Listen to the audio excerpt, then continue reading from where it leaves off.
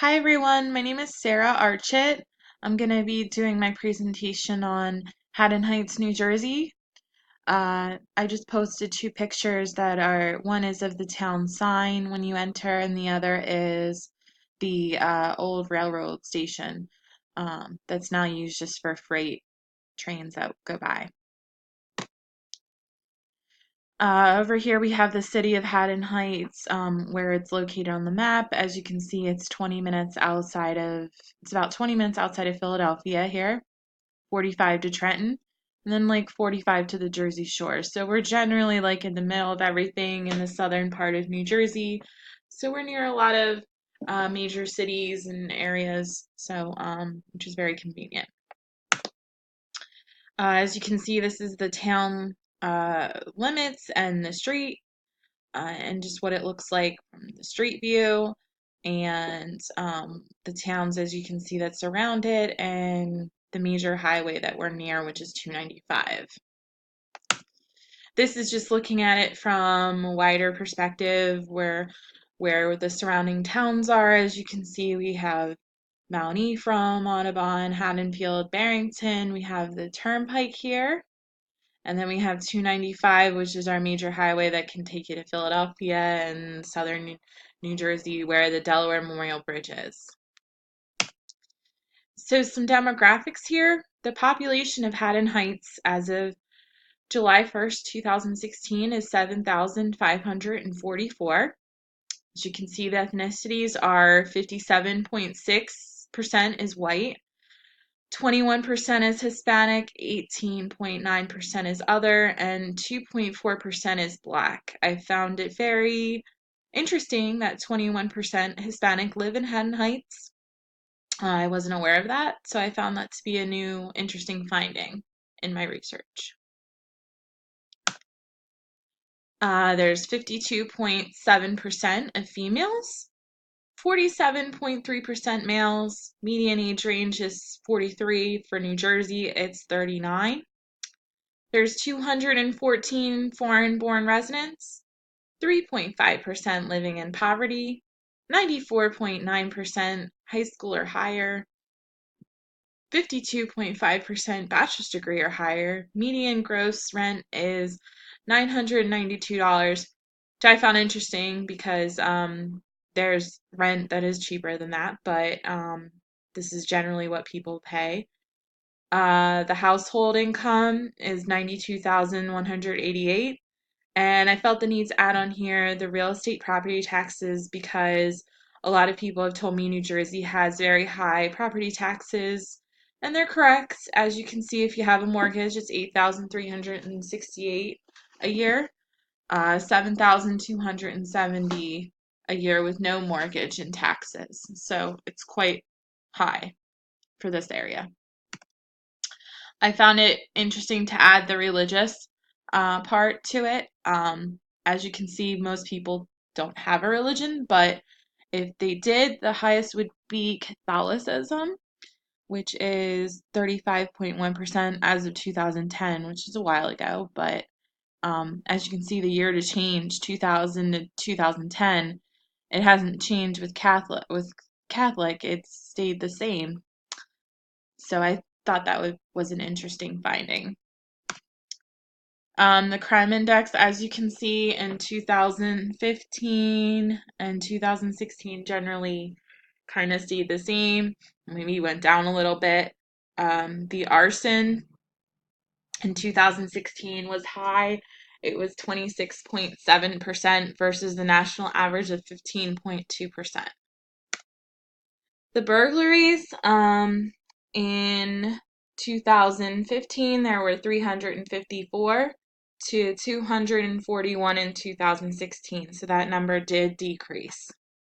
The thefts in 2015 was 845, and now it's 668 in 2016, so that number did go down. In the robberies, there were 14 in 2015 and 13 in 2016. And auto thefts, there were 53 in 2016, but none in 2015, which was interesting.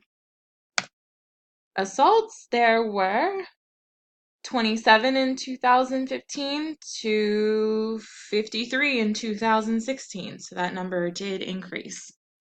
The rapes, there was none. As you can see, not since 2013.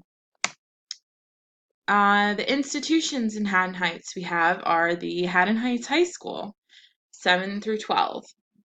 3 elementary schools, St. Rosalima Catholic Church. Rutgers University Camden is about 6 miles away. Camden County College is about 7 miles away.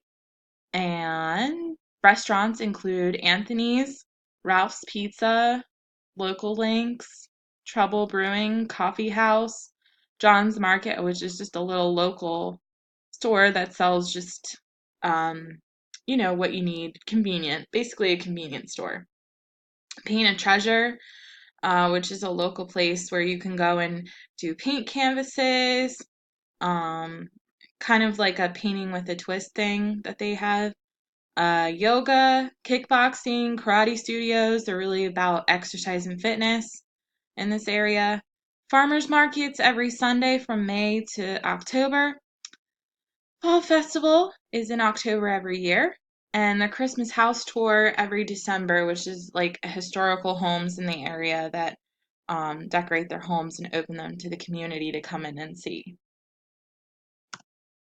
Is Haddon Heights a good community? Is it safe? As you can see, our local police department there is on the corner of the main road that goes into Haddon Heights. And I found it interesting. I thought I'd post on Facebook, from Facebook, that Haddon Heights Police Department every day posts the 9 p.m. routine. They have a hashtag 9 p.m. routine, which basically means that you need to remove your valuables, secure your cars, make sure your exterior lights are on.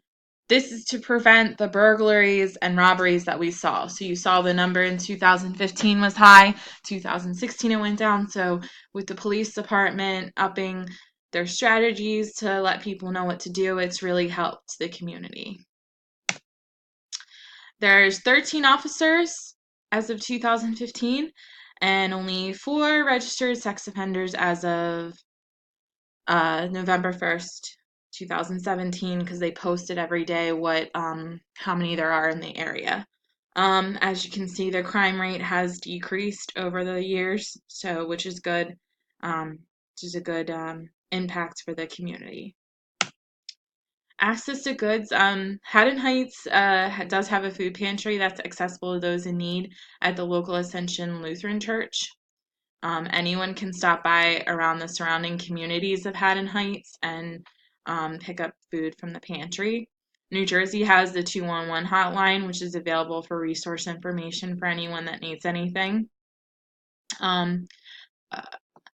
This community doesn't have any shelters or any homeless people. Mainly that population is in Camden City, which is a part of Camden County, which is about 6 miles away from Haddon Heights. Relationships, it's known as the friendly community, very pet friendly, as you can see. Monthly community events, seasonal town events, everyone knows your name. Literally everyone, as you can see, knows my dog's name over there in the picture. So it's just an example of a town that really, looks out for one another. Friendly, commonality of values and goals. It is a friendly community. I posted a picture of the town hall clock because every 15 minutes within the hour, the clock makes dings, and everyone in the community looks at it. They find it interesting. My father actually references it to the Andy Griffith show. He thinks it's funny because it does that. It's the only place I've ever lived that has that in their community. So I found that to be interesting that I thought I'd mention. Whole person, we have breast cancer awareness fundraiser this past year for the Tiana Foundation. There's charitable donations in the community that are done monthly. Local stores and restaurants contribute to local foundations as well. Predictability. Haddon Heights is a predictable community known for the small town vibe. Like I said, everyone knows your name. Local store owners know everyone's name, including their dogs. So it's very predictable community. The social structure, definite social structure, and always advancing. They're always adding on different ways to improve the community. Adding housing, more stores, more shops. So it's a community that comes together and helps those in need, like I said, with the foundations and everything. Opportunities, community events. They have Trunk or Treat, Fall Festival, Winter Festival. Haddon Heights Library has story time for children. Community Center has different low-cost activities. Homogeneous versus heterogeneous. It's not very diverse. It's mostly upper middle class white neighborhood. They're not really into any cultural events. I want to say it's very private with the culture, but it's more of a laid back community. So but not, like I said, not really into culture, which I think they need to kind of include considering the amount of the Hispanic population in the area. So is Haddon Heights a good community? Well, I say yes. Since I've been living here for over 7 years, I would say it's pretty good. So, yep, I'll continue to be living here. All right. Well, thank you.